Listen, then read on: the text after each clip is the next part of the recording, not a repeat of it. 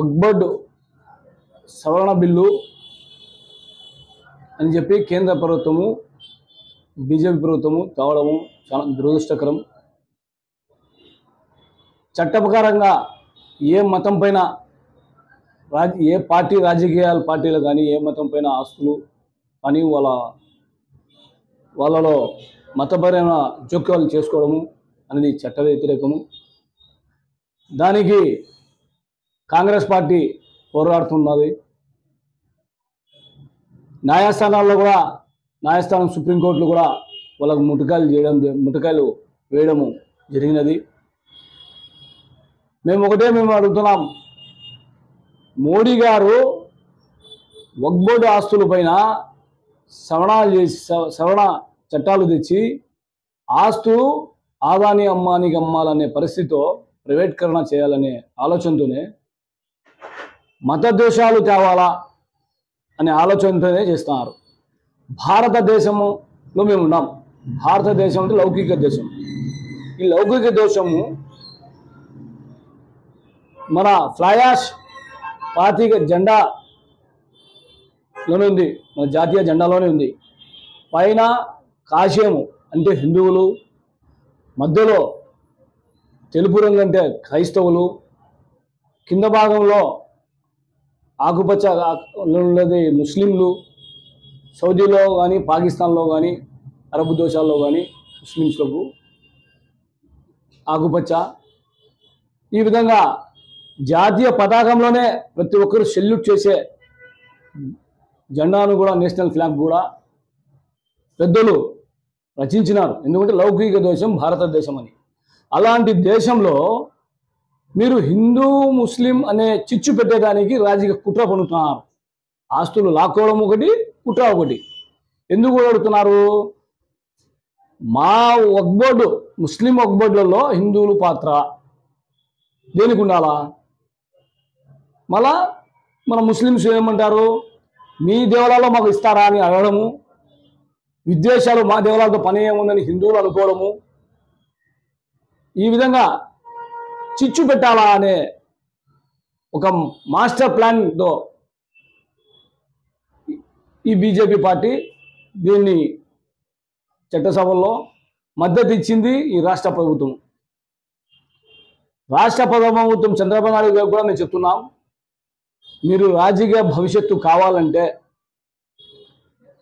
మీరు ఈ రాష్ట్రం అమలు చేయకుండా ప్రజలకు వాగ్దానం ఇవ్వండి, లేదా వచ్చే ఎన్నికల్లో ఈ రాష్ట్రంలో కానీ ఈ దేశంలో కానీ ఇంకా వేరే పార్టీలు రావు, ఇండియా కూటమి కాంగ్రెస్ పార్టీ అధికారంలో వస్తుంది, ఈ నల్ల చట్టాలన్నీ తీసేస్తామని చెప్పి రాహుల్ గాంధీ ప్రత్యేకంగా మన ఇండియాలో రాష్ట్రంలో పెద్ద పెద్ద నాయకులకంతా మెసేజ్ వచ్చింది. కడప జిల్లాలో మన పెద్ద ఆయన తులసిరెడ్డికి కూడా మెసేజ్ వచ్చింది, మీరు ఈ విధంగా చెప్పండి ప్రజలకు అని చెప్పి. నాకు నేను పొద్దున మార్నింగ్ పెద్ద ఆయన అడిగితే ఆయన కూడా నాకు ఈ మెసేజ్ చెప్పమని చెప్పారు. కాబట్టి పొద్దుటూరు ప్రజలకు నేను అందరికీ, మేము క్రైస్తవులు కానీ హిందువులు కానీ ముస్లిమ్స్ కానీ వాళ్ళ చావులకు కానీ వాళ్ళ పెళ్ళిళ్ళకు కానీ అన్నదమ్ముల మాదిరి ఉన్నాం. ఈ విషయపూరితగా మనసులో వేసి విడగొట్టేదానికి చేసే కుట్ర ఈ పార్టీ అని గమనించాలా. ఎల్లప్పుడూ మేము అన్నదమ్ముల మాదిరిగా ఉండాలా.